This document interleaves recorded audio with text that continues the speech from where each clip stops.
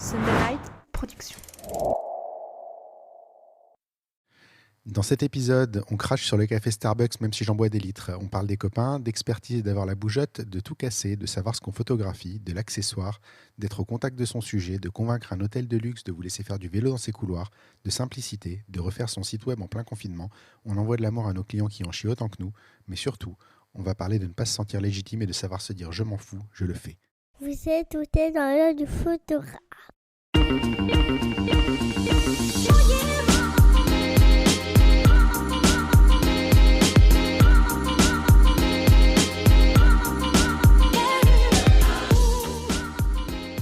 Bienvenue dans ce podcast par un photographe sur un photographe pour les photographes. Je suis Julien Pasternak et aujourd'hui, je vous emmène dans l'œil d'Albin Durand.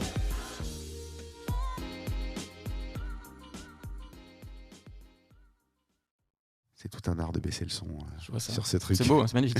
Bonjour Albin. Salut Julien.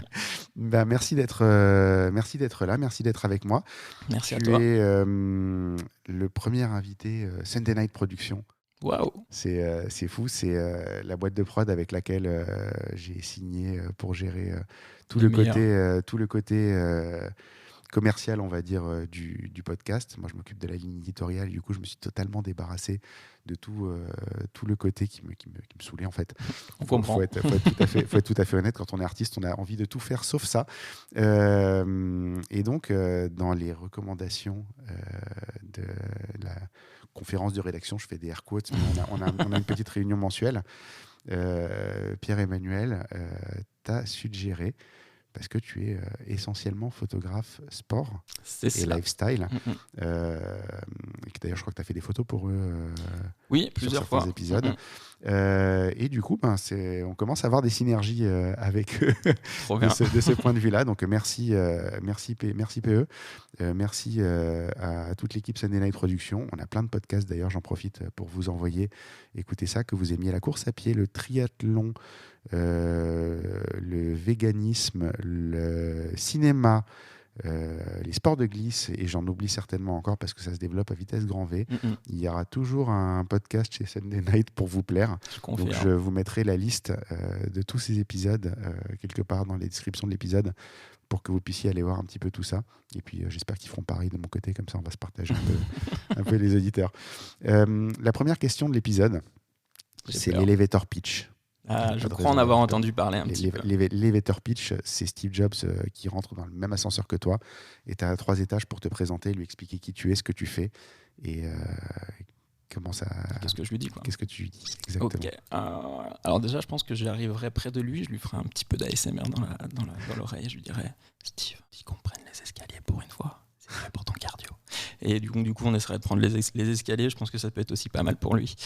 Et je lui dirais, je pense que je lui parlerai pas de photos au départ. Je lui dirais qu'en montant le 36e étage où on irait peut-être se faire un petit café, enfin un café tout simplement.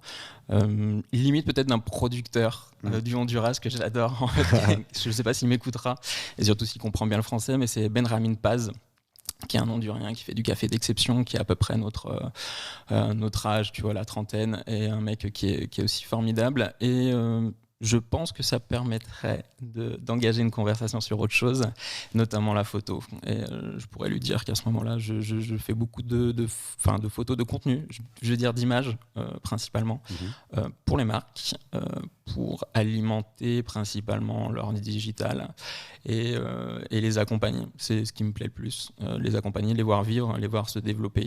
Et voilà. Et après, je pense que on se ferait une petite partie d'un jeu en ligne avec Steve. Je pense que la journée pourrait bien démarrer. Je crois que notoirement, il aimait pas les jeux vidéo, Steve. Tant pis pour lui, je vais le forcer. De ce que tu as dit, j'ai entendu que tu étais fan de café. J'ai vu aussi que tu étais fan de café parce que quand tu es arrivé, je t'ai proposé un café. Et j'étais à court de bon café. J'ai dû aller au Carrefour City en bas de chez moi acheter un café de marque Starbucks et tu as fait une moue. Oui. J'avoue. Je suis un peu je vais pas dire le snob du café parce que c'est pas terrible, mais je suis exigeant, on va dire. D'accord. Tu as travaillé, tu m'as dit. Ouais, j'ai travaillé près de 5 ans pour une marque de café, un torréfacteur parisien qui est Belleville, pour pas les citer. et où j'ai fait un petit peu de tout chez eux, même de la torréfaction en fait. Et je me suis occupé aussi de leurs réseaux sociaux, du contenu, d'expédier des commandes de partout, de faire des livraisons, etc.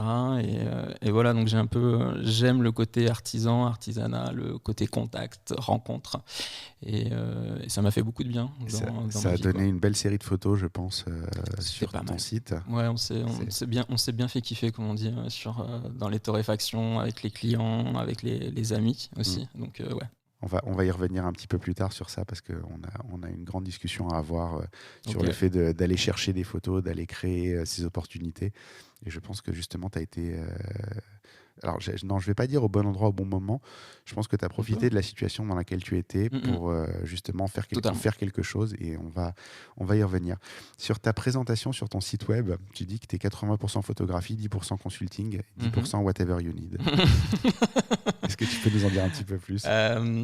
Ouais, alors disons que je pense qu'il ne faut pas forcément s'enfermer dans une expertise ou dans un métier, entre guillemets. Donc je fais principalement de la photo, je fais du consulting aussi parce que j'ai bossé plusieurs années aussi en agence de pub, en agence de digital, etc. Donc ça m'intéresse. Mais je pense qu'il y a d'autres choses. Il y a des nouvelles choses à voir, des nouvelles choses à inventer, même des choses qui existent déjà, mais les approfondir. Donc, si un client me dit, tiens, j'aimerais un jour faire un podcast, et c'est peut-être l'occasion de lui dire, tiens, je connais telle ou telle personne. Sunday Productions. Et Sunday Night Productions, pardon, que je ne fasse pas de bêtises. Oui. Et on va avancer, ça va être du consulting, ça va être... Voilà. Donc en fait, je ne me ferme pas dans ce métier parce que je sais très bien que j'ai un peu la bougeotte et que dans 3-4 ans, probablement, je ferai peut-être autre chose que ce que je fais aujourd'hui. Est-ce que tu dirais que c'est la nouvelle profession de photographe qui est comme ça ? Avant, tu pouvais faire juste des photos et t'en tirer comme ça ? Totalement. Je pense qu'aujourd'hui, si tu es simplement photographe... alors c'est ma vision qui est peut-être de communicant, un peu en côté commercial, mais si tu ne fais que photographe, je ne suis pas sûr que tu arrives à perdurer dans le temps. Ou alors il y en a 10 sur la place de Paris qui vont, par leur art, par leur côté, leur charisme ou autre chose, vont y arriver. Mais pour tous les autres, le plus important, c'est quand même aussi de diversifier son activité. C'est ma philosophie du moment. On va bien s'entendre. Sinon, je ne serais pas en train de faire ce podcast, très honnêtement. Si on parle de tes influences, c'est quoi tes photographes de référence ? Est-ce que tu as des livres, éventuellement des photos qui pourraient expliquer comment tu en es arrivé là ? Je pense... Alors, déjà, je suis très mauvais en nom, donc je vais te le dire tout de suite, je vais avoir du mal là-dessus. J'ai quand même fait des petites fiches, donc je vais peut-être quand même te donner après ces noms-là, mais ça peut être des confrères actuels. J'ai pas forcément déjà beaucoup de bouquins. Je vais plutôt aller voir des expos, chiner un peu à droite à gauche, regarder pas mal aussi ce qui se passe sur le social media, etc., même si c'est pas le but principal. Mais il y a beaucoup de personnes comme Clotilde Redon, tu vas avoir Laurence Révol aussi, tu vas avoir... attends, normalement ça t'es pas censé le voir, les gens vous ne le voyez pas, mais je vais sortir aussi ma petite liste parce que j'ai un petit peu travaillé derrière là-dessus. Mais oui, il y a des copains comme Sébastien Vincent qui est un photographe qui joue beaucoup sur les animaux, les photomontages, qui est assez incroyable. Tu vas avoir Léonard Porcher aussi, Porcher. Je suis désolé, je vais vraiment écorcher certains de vos noms, mais vous m'en prendrez pas rigueur. Mais Léonard, par exemple, c'est un gars qui vient au front de toutes les manifs qu'il y a en ce moment et qui arrive à te sortir des images qui sont assez incroyables et que j'aime beaucoup, des choses que je ne serais pas capable de faire. Donc voilà, on va dire que c'est des personnes contemporaines. Et après, il y a des gars aussi comme Jérémy Estève qui m'a permis d'avancer en fait dans le milieu, qui m'a donné beaucoup d'opportunités, et des copains comme Valentin Petit, qui est réel, et qui a une patte et une vision de la photo et du film qui est assez incroyable et qui indirectement t'inspire tous les jours. Voilà, donc on va dire c'est à droite à gauche, prendre des petits éléments, avoir des inspirations, mais je sais pas encore si aujourd'hui, tu vois, ça me permet d'avoir une patte ou d'avoir une vision, mais en tout cas ça me permet de me nourrir assez au quotidien, quoi. Il y a une cohérence en tout cas dans ton portfolio. Okay. On va y revenir après. Et une cohérence assez moderne. C'est-à-dire que je pense qu'on peut dire que tu es la génération Internet.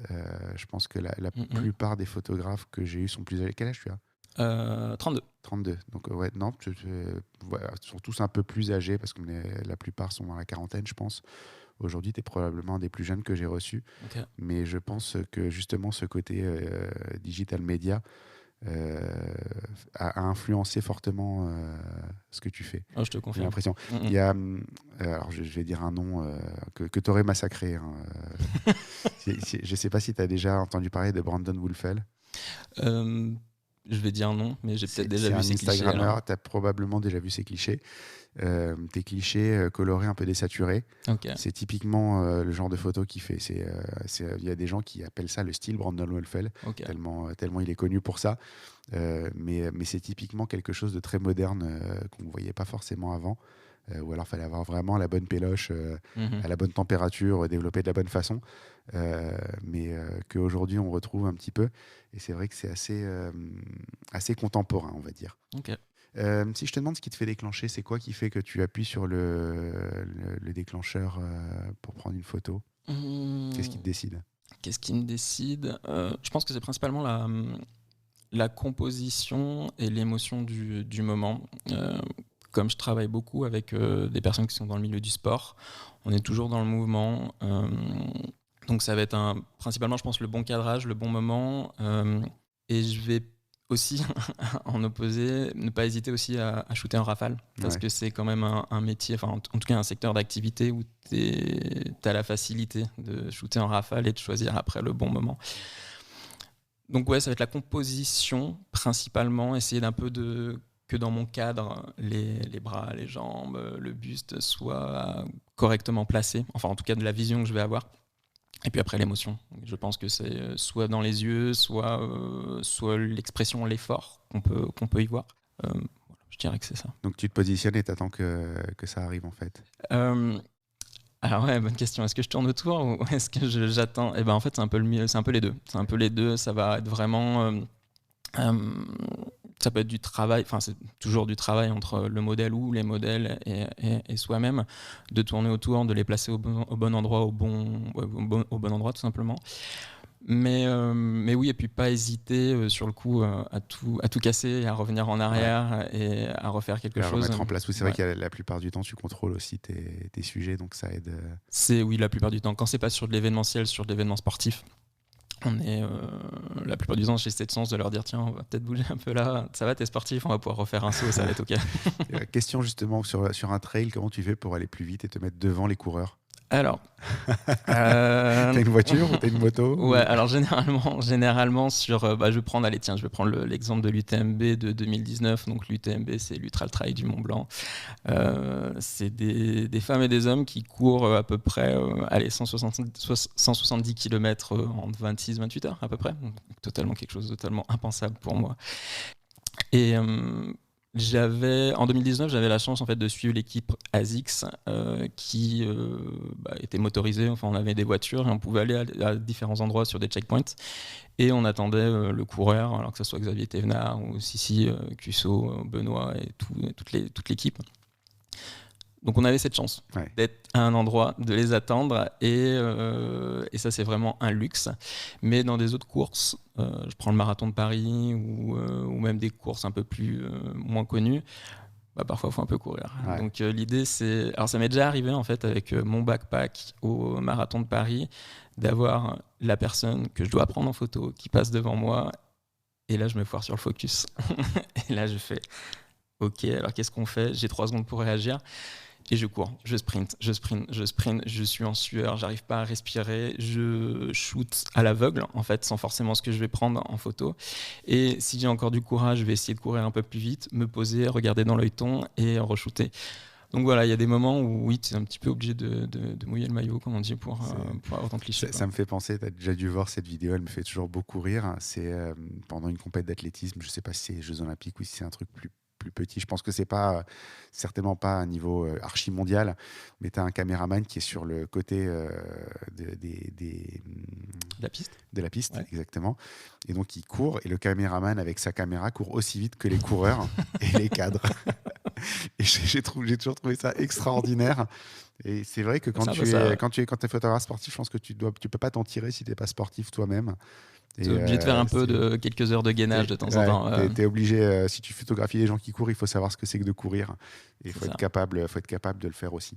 Et ça te permet aussi de mieux comprendre le sport et de savoir à quel endroit c'est plus intéressant de faire cette photo, quel est l'effort le plus important. Si tu fais du basket, si tu fais de l'aviron et tous des sports un petit peu moins visibles, de pratiquer ces sports, ça te permet aussi de mieux comprendre.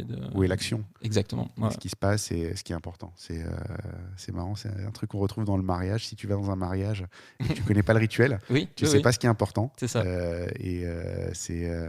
C'est assez. Si tu vas dans un mariage juif et que tu sais pas que la femme elle dit oui quand on lui met la bague au doigt en fermant le doigt, bah t'as raté le oui, t'as raté le consentement. Et en plus pour une fois que c'est un truc visuel, il faut quand même en profiter.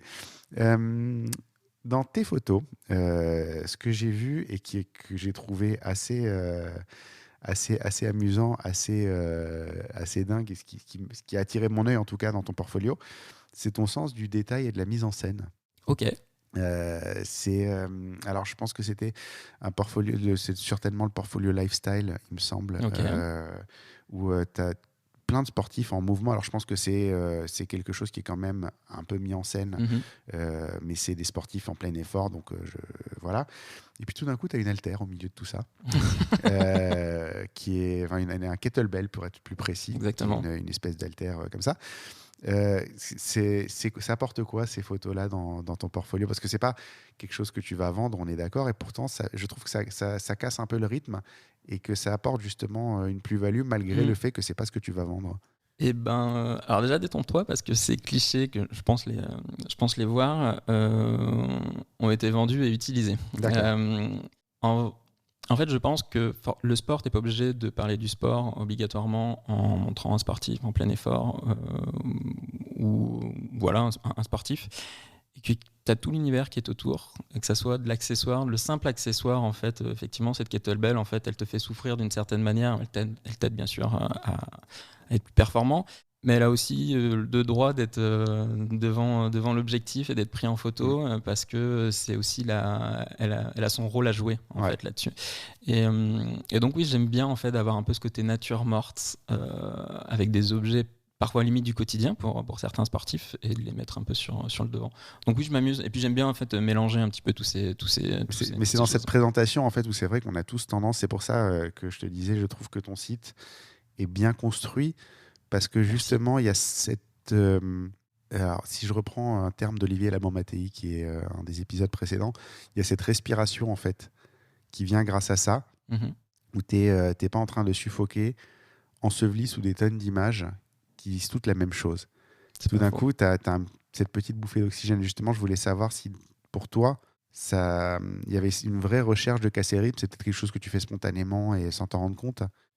Je pense que peut-être à force, c'est peut-être quelque chose de spontané, mais c'est quelque chose. Je me suis forcé. En fait, je pense que c'est de la même manière où tu vas souvent utiliser tel ou tel le même objectif tout le temps, à la même distance de ton sujet. Et finalement, quand tu prends un petit peu de recul, tu vas avoir une image un peu plus grande, tout le contexte qui est derrière. Et je pense que c'est à la même valeur. C'est que si tu prends un autre élément du décor, en fait, tu donnes un peu de la perspective à ta première image, à ton premier message. Ouais.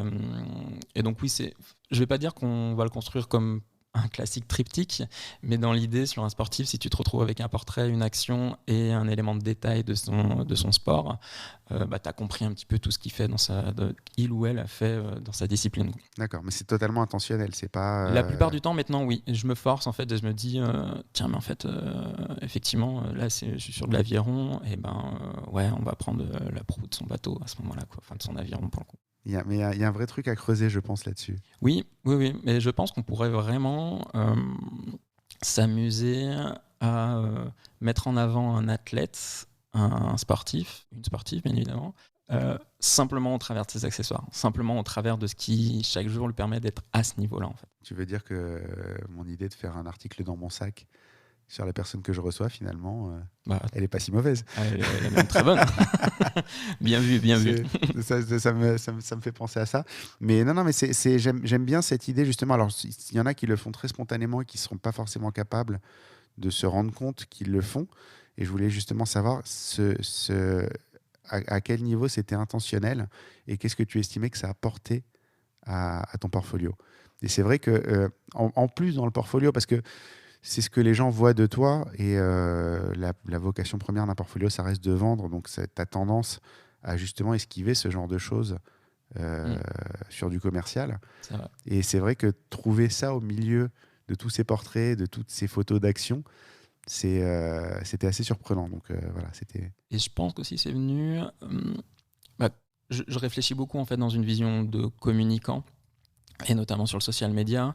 Quand tu parles de sport et que tu as besoin en fait, de contenu visuel pour par exemple simplement faire une story sur Instagram, et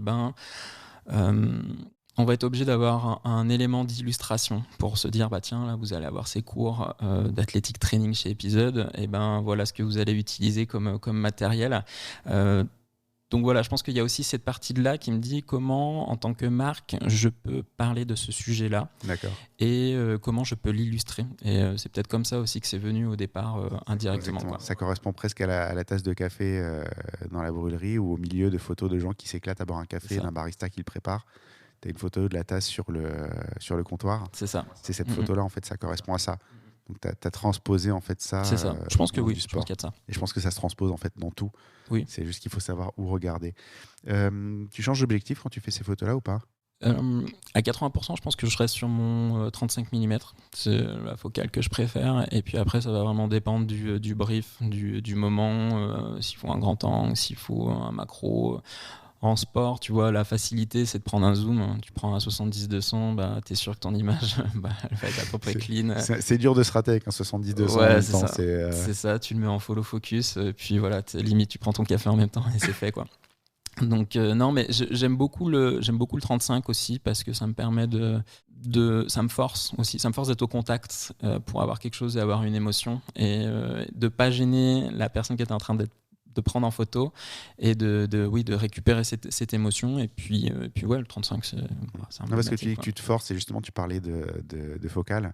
Et je me disais peut-être que c'est aussi une manière de te forcer à utiliser autre chose qu'un 35. C'est possible aussi. C'est possible. Je sais que là, par exemple, tu vois, ce week-end, j'ai fait quelque chose qui a strictement rien à voir, mais j'ai fait des photos de tableaux. Voilà, pour un site de vente de tableaux. Et je me suis dit, je vais revenir à mon premier amour qui était le 50 mm. Et tu revois un petit peu les choses différemment. Ouais. Et tu te dis, tiens, il faut prendre un petit peu plus de recul, mais en même temps, ça met un peu plus en avant le produit. Donc, c'est par phase, mais 80% du temps, c'est le même objectif. Si on parle du côté portrait de ton travail, j'ai trouvé que tu avais des portraits plutôt originaux dans leur construction, ce qui n'est pas si courant.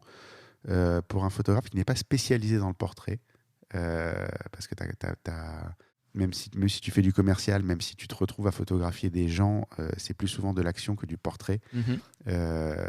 Et en fait, toi, tu arrives à faire des portraits assez puissants qui demandent en fait, la plupart du temps, on va s'accorder à dire qu'un portrait, c'est essentiellement de la connexion et pas de la technique en fait, ce que la plupart des débutants ont du mal à intégrer. Toi, j'ai l'impression que tu as une connexion très forte avec tes sujets justement. Oui, alors il y en a beaucoup. On parlait en off tout à l'heure, c'est que comme j'aime beaucoup en fait accompagner les marques, les personnes, je pense qu'au fil du temps, il y a une vraie connexion, il y a une relation qui se fait. Et que ça devient naturel. Il y a des personnes qui détestaient être prises en photo et qui aujourd'hui me disent tiens, ça te dirait pas, je suis de passage, on se fait 2-3 photos. Donc pour moi, c'est une vraie réussite en fait de se dire on est arrivé à vraiment créer une connexion. Et effectivement, c'est toujours plus dur de le faire quand c'est un premier contact. Et c'est pour ça que je préfère mieux rencontrer la personne avant qui va me demander ou me commander une série de portraits, pour qu'on discute, pour qu'on ait des affinités ou non, mais que je comprenne mieux en fait derrière. Et oui, c'est peut-être 90% de la photo, c'est de la connexion. Donc le portrait découle de la connexion et pas l'inverse, quoi. Oui, pour moi, c'est ça. Alors, on va parler plus d'une série qui est celle qui ouvre ton site en ce moment. Qui m'a éclaté parce qu'en fait on voit que tu as utilisé un seul flash, un gros flash et que tu as joué avec et quelque part j'ai eu l'impression que c'était une espèce de signature visuelle. Oui, Alors, c'était les photos qui étaient dans un hôtel de sport. C'était les photos sport dans un hôtel. Ouais. C'est ça. Je mettrai le lien dans l'article qui accompagne le podcast, comme ça tout le monde pourra aller les voir. Au top. Qu'il faut que je poste d'ailleurs sur les réseaux sociaux. Ça fait 1 an quasiment jour pour jour que je les ai prises, donc je les ai jamais posées. C'est pas bien. Oui, alors en fait, j'aime beaucoup, alors je sais pas ce qui m'a pris, mais j'aime beaucoup utiliser le flash déporté. J'ai juste un petit capteur après qui est relié sur mon boîtier. Et en gros, ce que je fais, c'est que je règle mon flash genre comme si j'étais sur une focale de 200 mm. Et je suis au 35 mm. Donc du coup, je vais avoir un espèce de flash en plein milieu, bien centré, bien situé. Et fermé genre à 10, 11 à peu près. Et j'adore ça en fait. Je trouve qu'il y a un côté, tu mets en exergue ce que tu as envie de mettre en avant, et à côté, toute la partie, tout l'environnement qui est autour. Donc ouais, c'est quelque chose que je refais assez souvent. Quand j'ai le temps, allez, paf. C'est presque surprenant parce qu'on passe tellement de temps à essayer de faire en sorte qu'on ne voit pas le flash que toi, tu l'assumes à mort. Ah oui, rien à faire. Tu construis ta photo comme ça en fait. Sur ces clichés-là, ouais, totalement. C'était la clé d'entrée. C'était le coup de flash. Et après, on voit. Et c'est surtout qu'en fait, je suis avec ma main d'un côté à essayer de l'orienter d'une manière ou d'une autre. Je suis obligé de faire 10 clichés pour essayer de viser au bon endroit. Et puis voilà. Comme quoi, c'est pas simple. C'est pas aussi propre que ça a l'air dans la réalisation, en fait. Ah non, c'est beaucoup plus artisanal, alors que le résultat est quand même super carré, super. Merci. Enfin, c'est vraiment impeccable, quoi. Et c'est vrai qu'on imagine mal le photographe avec le flash dans sa main. En bouge. En fait, c'est quoi? C'est un projet, c'est pour un hôtel? C'est quoi? Alors, c'était un projet en fait en collaboration avec un hôtel qui est le Renaissance de République en fait. D'accord. Qui est extrêmement basé sur le côté artistique, art, et qui met en avant en fait des personnes qui jouent avec les dessins, les peintures, la photographie. Et en fait, Laurine un jour, qui s'occupe un peu de tout ça, m'a dit: est-ce que ça t'intéresse d'exposer en fait à l'hôtel? Je t'avoue que j'ai pas encore cette légitimité en fait de me dire bah tiens on va exposer, etc. Je vais juste reformuler ce que tu viens de dire. Tu penses que tu n'as pas encore la légitimité? Peut-être. C'est une perception, c'est pas une réalité. Ok, bon, voilà. Je le dis pour tous les auditeurs parce que il y a des articles qui arrivent sur le blog à ce sujet-là. Mais moi, il y a plein de choses pour lesquelles je me pense pas légitime, mais je l'ai fait. J'étais pas légitime quand j'ai lancé ce podcast. J'avais aucune légitimité à lancer un podcast, mais l'air de rien, on est à l'épisode 33. Voilà. Et puis il y a des gens qui écoutent, et puis voilà. Et puis j'avais aucune légitimité à faire de la street photographie, j'en ai fait. Et j'aurais aucune légitimité à sortir un livre de street photographie, et pourtant je vais le faire. Et j'ai beau même encore le sentir, le penser, je m'en fous, je le fais.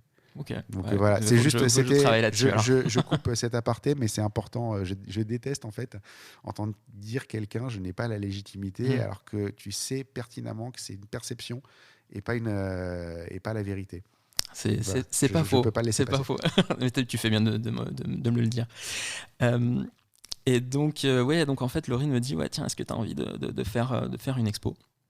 Et je lui dis sur le moment qu'est-ce que je vais exposer en fait? Je voyais pas en fait vraiment ce que j'allais exposer. Je lui dis mais en fait, est-ce que tu me donnes carte blanche et on fait une 20aine de photos avec une 20aine de personnes et tu me laisses en fait l'hôtel et je fais un petit peu ce que je veux dans l'hôtel. Et c'est comme ça en fait l'idée est partie. C'est comme ça que tu te retrouves à faire du vélo dans les couloirs d'un hôtel. C'est exactement ça. C'est exactement ça. À se retrouver sur le toit de l'hôtel, à faire de la danse sur le toit de l'hôtel à côté des systèmes de chauffage et de climatisation qui n'ont rien à voir. Donc ouais, on a fait ça sur peut-être 4 jours à peu près.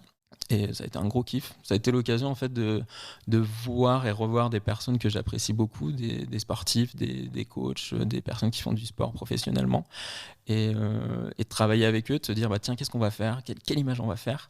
Et on a poussé un petit peu le vice, on a même fait du e-sport dans une chambre avec un boxeur et une masseuse en l'occurrence. C'était le fun, c'était très cool.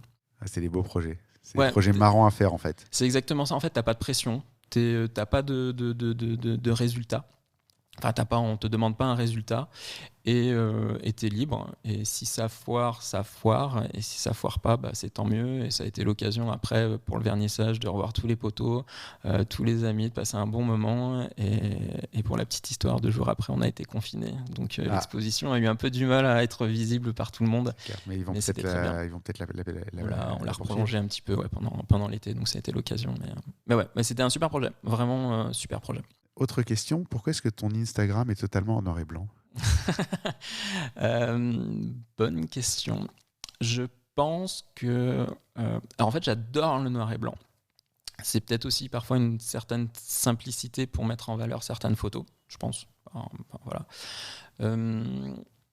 Et il y a aussi un côté où je me suis enfermé là-dedans. Maintenant, aujourd'hui, si je mets de la couleur, c'est un peu bizarre. Donc j'ai un petit un petit trick, c'est que la première photo est en noir et blanc, et si tu slides à droite ou à gauche, plus, tu te retrouves sur des photos en couleur. Quand tu regardes la grille, elle est totalement en noir et blanc, c'est impressionnant. Ouais, et puis j'aime ça en fait, je trouve ça vraiment beau, et puis comme j'ai appris en fait à faire du développement en noir et blanc en chambre, enfin en studio, ça m'a permis vraiment d'aimer en fait le noir et blanc, donc je reste là-dessus, quoi. Et puis ça me donne aussi 2 visions différentes. C'est ça aussi qui est assez sympa, je trouve, c'est que tu as une histoire en noir et blanc et tu as une histoire en couleur, et on peut s'amuser là-dessus. D'accord, mais tu fais pas la photo de la même manière selon qu'elle est pour le noir et blanc ou pour la couleur ? Idéalement non, mais parfois j'ai des bonnes surprises en me disant que tiens, finalement ça rend pas trop mal en noir et blanc. Et c'est pour ça qu'il y a certaines séries ou certaines photos que je mets pas sur mon Instagram, c'est parce que ça fonctionne pas en noir et blanc aussi, et que je me force à faire ça, quoi. Justement, tu parlais de simplicité dans la gestion de ton feed, mais dans la gestion de tes photos d'une manière générale, j'ai l'impression que tu as aussi une façon de fonctionner assez simple. C'est un peu dur à évaluer comme ça quand on regarde, mais mon impression en regardant ton site internet, c'est que tu as maximum 3 ou 4 presets. Oui. Entre lesquels tu alternes, et pas 200 comme certains peuvent avoir. Oui. Tous les trucs. Je pense que tu as créé 3 ou 4 presets propres qui sont ceux que tu utilises à chaque fois. Ouais, c'est exactement ça. En fait, il y a un côté, oui, effectivement, de faciliter la tâche. Un côté où tu sais un peu ton résultat, tu sais ce que ça va donner au final. Et puis indirectement, c'est un peu la patte aussi que j'ai envie de donner à ces images-là. Mais ça ne m'empêche pas, en fonction, quand j'ai des commandes, d'avoir des edits qui sont différents, notamment en fait pour des questions de, je vais pas dire non-concurrence, mais si j'ai une marque qui est assez proche et avec qui je vais travailler sur notre marque, je vais pas leur sortir exactement les mêmes clichés, ça sert strictement à rien d'un point de vue d'avoir les mêmes photos. D'accord, donc c'est le 4e preset sur lequel j'hésite, en fait. C'est exactement ça, quoi. Ouais. C'est le fait que tu as fait peut-être des presets un peu plus spécifiques. Ok, c'est exactement ça. C'est plus logique. Ça me rappelle, en fait, parce que c'est un problème que j'ai en ce moment. À une époque, j'ai téléchargé VSC Ocam. Je ne sais pas si ça je vois très bien. Je sais pas si c'est pas. Peut-être à toi, ça va te parler. Aux gens à qui ça parle pas, c'est Visco, ça s'appelle en réalité. C'est une société qui fabriquait des presets pour Lightroom qui refaisaient en fait les films analogiques de la grande époque. Donc ça veut dire que tu prends une photo en numérique, tu appliques ce preset et ça te donne le même effet que si tu avais utilisé la pellicule de l'époque, avec des variantes pour tout, donc par rapport aux ISO, par rapport à un effet plus ou moins fort.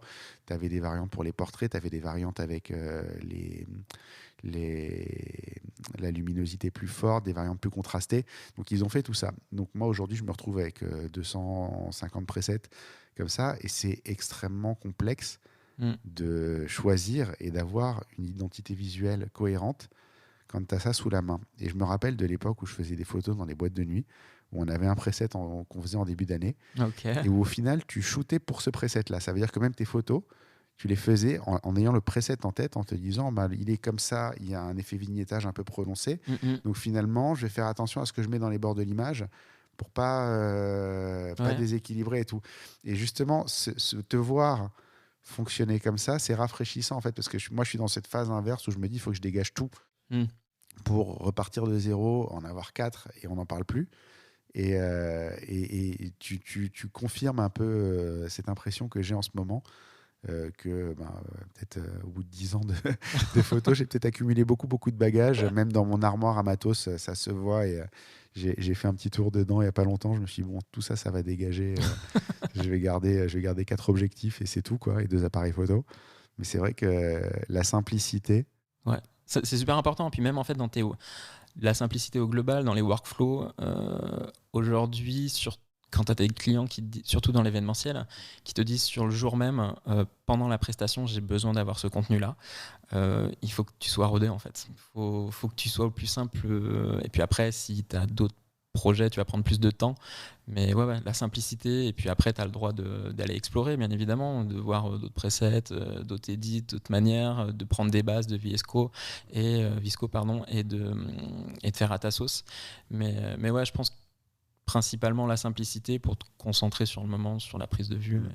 Et puis même quelqu'un qui t'a engagé sur la base de ce qu'il a vu, si tu changes sans arrêt de preset, tu n'as aucune totalement. cohérence et du coup, ça peut compliquer les choses. Alors du coup, je voudrais qu'on parle d'une image en particulier. Alors, on aurait pu parler de plein d'images. Moi, j'en ai noté 3, mais alors, les premières que j'ai vues, elles étaient sur ton Instagram. C'est des flous de mouvement, mais bon, je crois que j'ai un peu j'ai un peu embêté tout le monde avec le flou de mouvement ces derniers temps. Vous allez croire que je suis obsédé par le flou de mouvement, donc on va les mettre de côté. Elles sont magnifiques. Enfin, le flou, le mouvement, quoi. Mais j'en parle trop depuis 4 ou 5 épisodes. Alors, passons à quelque chose de même très si vous allez sur statique, mon Instagram, vous allez voir que j'ai fait plein d'essais et que voilà.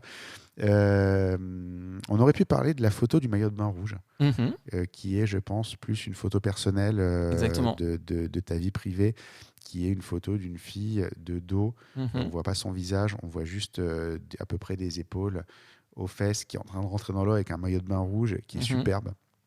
Mais on va s'arrêter plutôt sur un portrait. Et ce portrait que je mettrai donc dans les notes d'épisode, et si vous avez vu le teaser mardi, vous l'avez déjà vu. C'est un portrait de Thomas Lehoux pour la marque de café Belleville, qui est ultra fun en fait. Oui. Ultra fun, que ce soit dans l'expression du sujet, que ce soit dans la mise en scène, que ce soit dans les couleurs, que ce soit dans les lignes, tout va dans cette image. Et du coup, j'aurais voulu que tu nous expliques un petit peu dans quelles circonstances elle a été réalisée. Et justement, on va pouvoir parler de shooter pour ses presets, de connexion et de tout ça. Alors déjà, là, je pense que c'est une photo qui avait été faite après 4 ans de connaissance avec Thomas. Donc voilà, on se connaît très bien, ça va très vite. Et j'étais chez Belleville surtout dans un workflow de faire des photos pour le social media ou pour le contenu, limite au jour le jour. Et ce jour-là, alors je me rappelle plus dans quelles circonstances, pourquoi je devais faire cette photo, mais je lui ai simplement dit, tiens, qu'est-ce qu'on va faire aujourd'hui ?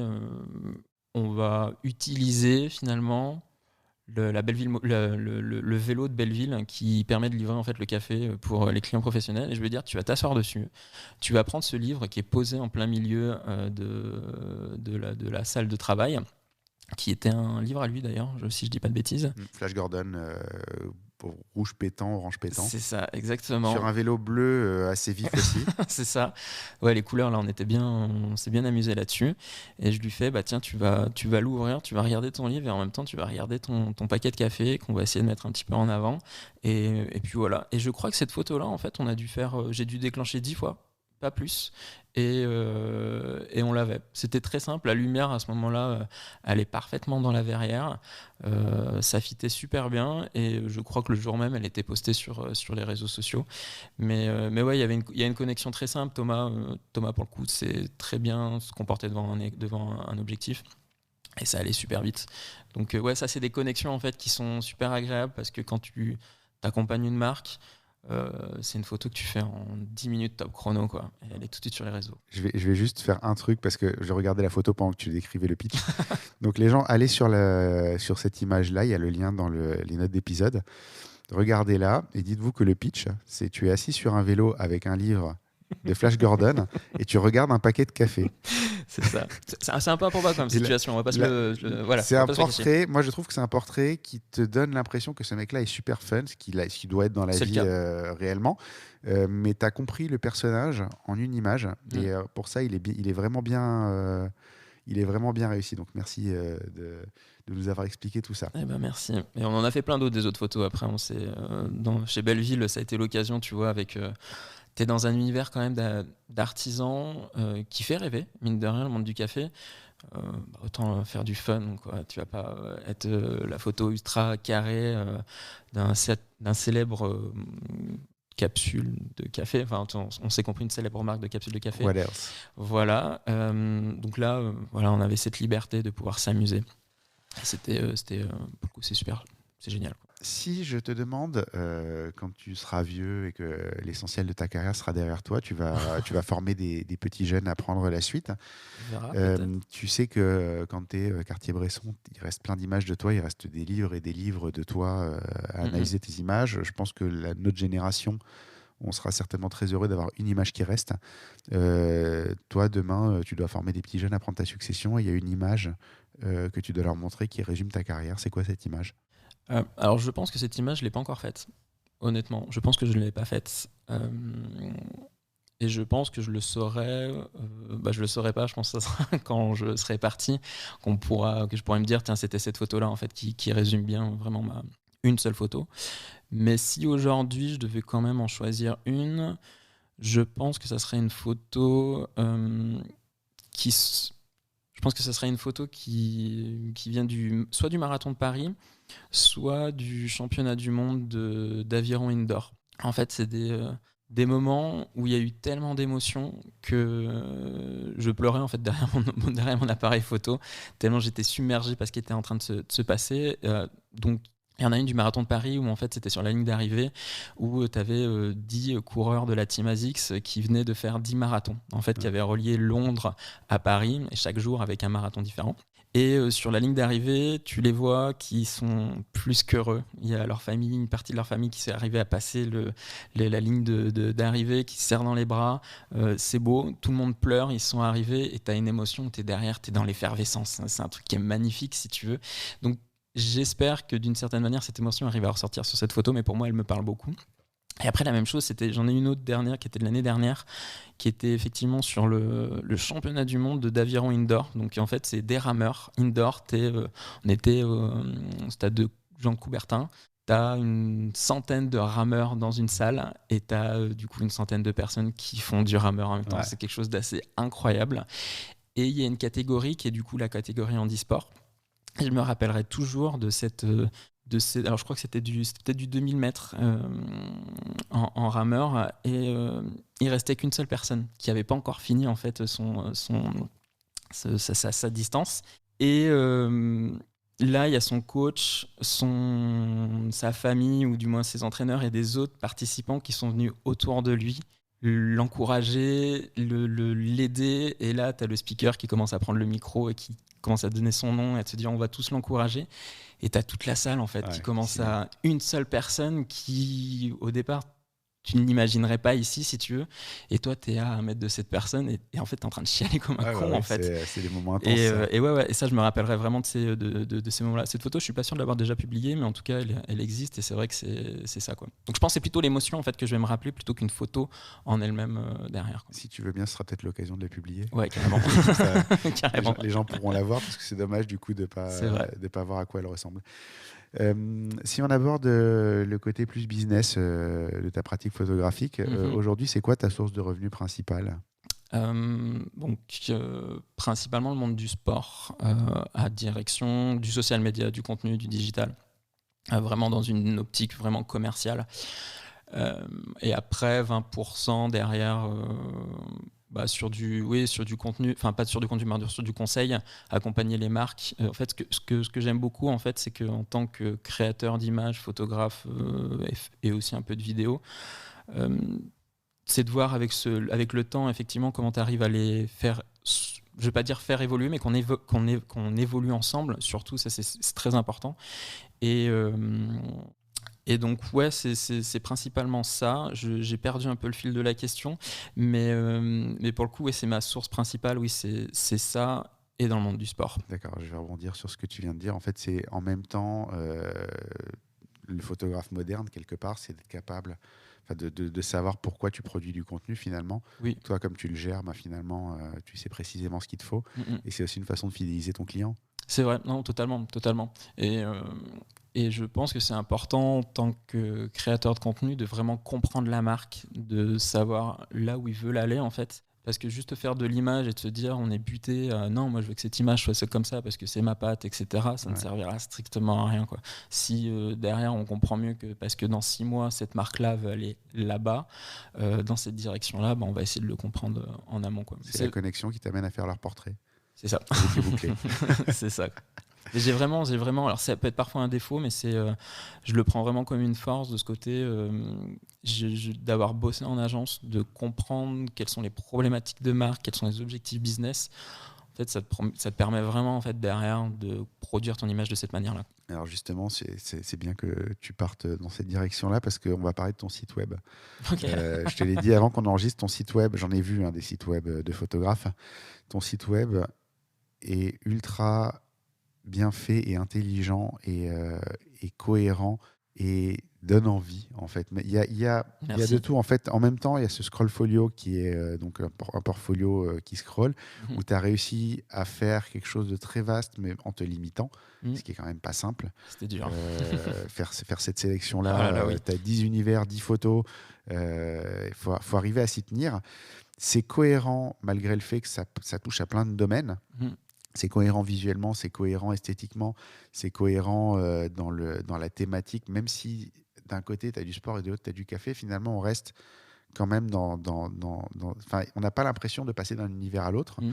Et il y a de l'humour, mais du bon humour, pas de l'humour à la con, genre regardez, j'ai fait une blague.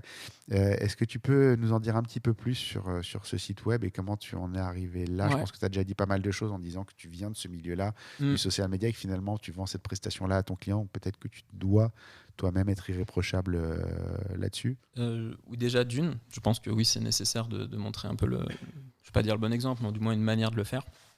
Et ce site internet, en fait, ça faisait des mois que je me disais, il faut que je le fasse. Ça m'a empêché surtout d'avoir des contrats aussi, de boîtes de prod qui t'appellent et qui disent, en fait, Alban, on aimerait bien te mettre sur ce projet-là, mais en fait, tu n'as pas de portfolio, donc bon, toi, au bout d'un moment, tu es obligé de le faire. Et j'ai profité en fait du confinement, du premier confinement pour le faire. Ça a été la bonne opportunité. C'est amusant, tout le monde a fait ça. C'est exactement ça, mais il fallait bien faire quelque chose du coup. Et la réalité, c'est que le site, je l'ai fait.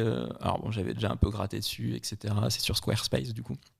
Et c'est les 3 derniers jours, les 3 derniers jours avant la fin du confinement que je l'ai vraiment plié en fait le site. Où finalement j'avais fait ma sélection pendant plusieurs semaines de toutes les photos en prenant 1 heure ou 2 par jour. Et au final, les 3 derniers jours, j'étais obligé de refaire tous mes exports.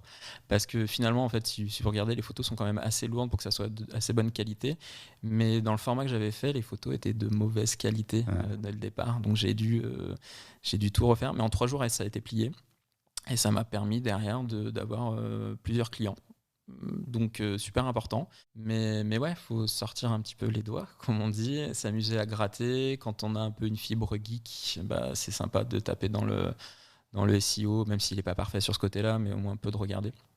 Et ça te permet aussi de mieux comprendre toujours derrière tes clients quand eux ils ont des problématiques de photos sur un site web, et tu leur poses la question, mais en fait cette photo que je suis en train de vous faire là, c'est pour une bannière, c'est pour une colonne, c'est pourquoi, et donc bon voilà. Mais là on est en train même de parler, en fait ton site internet il est réussi, bon il y a tout l'aspect emballage, hein, ça c'est normal, ça doit être, mais finalement ton site, est-ce qu'il serait pas réussi justement parce que ton contenu est très cohérent? Peut-être, oui, peut-être. Je pense que j'ai essayé surtout de montrer de façon quand même assez exhaustive ce que je fais, ce que je suis aussi capable de faire, et dans les univers de prédilection, et que ça soit assez simple à regarder en fait. Effectivement, le Scrollfolio là où tu scrolles, tu as 10 images, 10 univers, ça te permet vite de savoir ce qu'il en est. Et je pense que la problématique d'un site aujourd'hui, c'est que tu as vite fait d'aller voir ailleurs en l'espace de 5 secondes. Ouais, si c'est pas chargé au bout de 5 secondes, la plupart des gens dégagent, quoi. C'est ça, et que ça te donne aussi envie de regarder un peu plus, quoi. Donc essayer de trouver le bon endroit, la bonne photo au bon endroit, c'est important pour moi. Ouais, mais le bon contenu en tout cas. Dernière question de ce côté business, est-ce que tu gagnes bien ta vie aujourd'hui, et si c'est le cas, combien de temps ça a mis? Alors, ça fait 2 ans que je suis en indépendant à mon compte, que j'ai monté ma boîte. j'ai eu la chance en fait de profiter de ce que le Pôle emploi appelle tout un système pour les créateurs d'entreprises. Donc j'ai cette chance en fait de toucher le chômage. Il me reste encore 10 jours à peu près, je crois. Là, va falloir que je fasse autre chose. Donc qui m'a permis d'avoir une base en fait. Et je me suis depuis 1 an et demi en fait, j'essaie de pas trop déconner parce que en gros j'ai l'équivalent d'un SMIC. Ouais. Et aujourd'hui il y a des hauts et des bas. Il y a des moments où on fait des très bons mois et il y a des moments où on fait 0. Confinement, Covid et compagnie, voilà, on va pas se le mentir. Donc l'idée aujourd'hui, c'est de me verser un salaire. Je pense que les premiers salaires seront très bas, mais juste histoire de payer le loyer et de se faire plaisir un petit peu. Et après, à terme, de mettre un peu d'argent de côté, de pouvoir vivre et de progresser, mais surtout de perdurer, en fait. Je pense que c'est la plus grosse des problématiques que j'ai là-dessus. Donc pour l'instant, non, j'en vis le business marche bien, mais on sait bien qu'il y a des charges, machin et compagnie.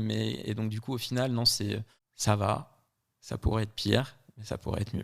Ça sera mieux avec le temps. J'espère. 2 ans, c'est très peu à l'échelle d'une carrière de photographe. C'est vrai.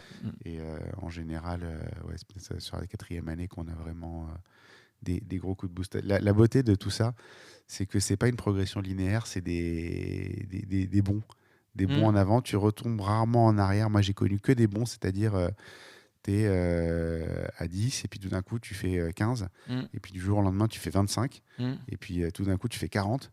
Et puis tu reviens pas en arrière, mais c'est souvent lié d'ailleurs, c'est très drôle, à des coups durs. Genre, tu étais pendant longtemps à un endroit et tu te fais virer parce qu'il y a un nouveau mec qui arrive et ça se passe pas bien avec lui. Et en fait, dans les 2 mois qui suivent, tu as quelque chose de nouveau qui s'est présenté, qui est mieux qu'avant et qui t'a fait avancer. C'est ça qui est fou c'est vrai. dans ces boulots-là, c'est que des fois, tu as l'impression que c'est la fin du monde. Combien de fois, moi j'ai presque 10 ans maintenant, combien de fois j'ai perdu un client qui était quasiment mon plus gros client en me disant « Ouh là là, qu'est-ce que je vais faire ?» Et le lendemain, il y a un nouveau truc qui s'est présenté, qui s'est développé parce que tout d'un coup, il y avait de la place pour ça. C'est vrai. Donc voilà, l'instant optimisme. C'est vrai, et il faut, et c'est nécessaire, surtout dans ces temps-là. On va retomber dans le pessimisme. C'est quoi le pire moment de ta carrière ? Le pire moment de ma carrière, je pense que je l'ai oublié volontairement. Même s'il ne faut pas forcément les oublier parce que ça permet aussi de construire l'avenir. Mais je vais plutôt dire l'inactivité qu'on a ces dernières années en fait. Moi ça me tue en fait, c'est de ne rien faire, ça me met dans un down et j'ai du mal à en ressortir. J'ai besoin d'être dans l'effervescence, j'ai besoin que ça bouge pour aller du mieux.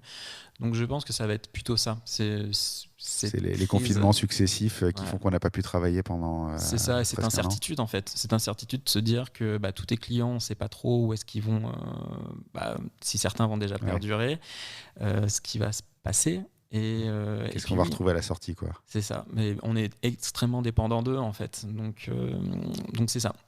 C'est ça qui me fait peut-être un peu flipper là-dessus et qui sont un peu ces côtés-là. C'est pas savoir quand est-ce qu'on va pouvoir redémarrer pleinement et s'amuser et qu'il y ait de la concurrence entre photographes, entre créateurs de contenu, etc. C'est normal et ça permet tous de nous booster, mais juste de pouvoir travailler tranquillement, quoi. Tranquillement, voilà, on se comprend, quoi. Alors, par opposition, on va retourner dans l'optimisme.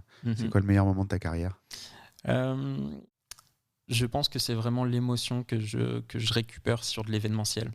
En vrai, je vais te reparler des 2 moments qu'on avait tout à l'heure, mais je vais peut-être en reparler d'un autre qui était celui de l'UTMB, où finalement, en fait, tu as cette chance incroyable de te retrouver dans la voiture du staff technique d'un des plus grands trailers du monde et de comprendre ce qui se passe, de voir l'effervescence qui sont au téléphone, de se dire putain, le ravito il est dans 10 minutes, faut se dépêcher parce que lui il arrive plus vite que prévu et qu'on va peut-être pas avoir le temps, etc. Et toi tu prends toute la pression, tu te dis qu'est-ce qui va se passer, etc. Je pense que c'est d'être dans les coulisses de ces moments sportifs incroyables, de vivre de l'émotion folle et derrière de côtoyer des personnes qui sont des grands sportifs, des grands athlètes. Et c'est une vraie chance en fait d'être là, quoi. Le bon endroit. Au bon endroit. On arrive à la dernière question. Oh non.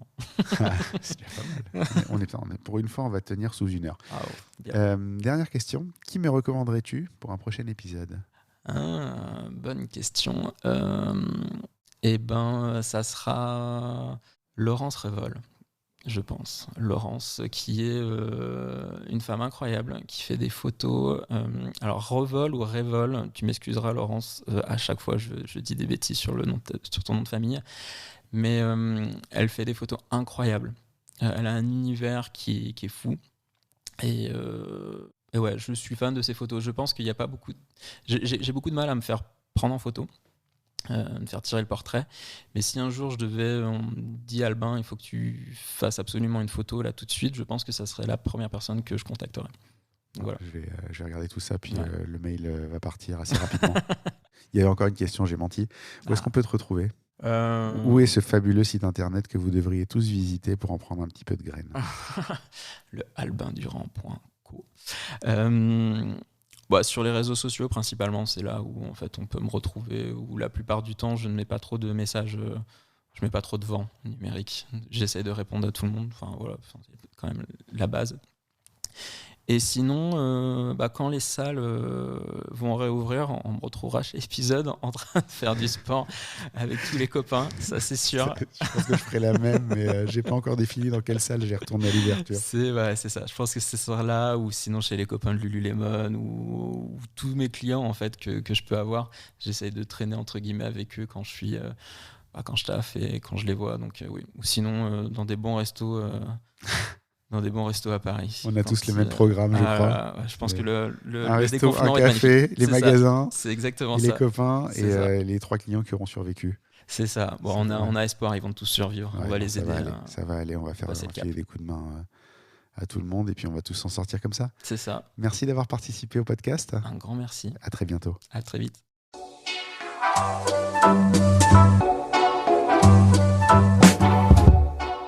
Merci d'avoir écouté cet épisode. N'oubliez pas de laisser une note et un commentaire sur Apple Podcast, c'est important et ça aide beaucoup à notre visibilité.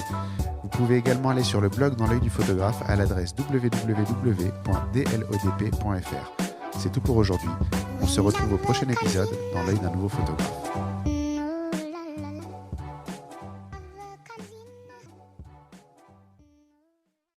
Dans l'œil du photographe, merci, c'est fini.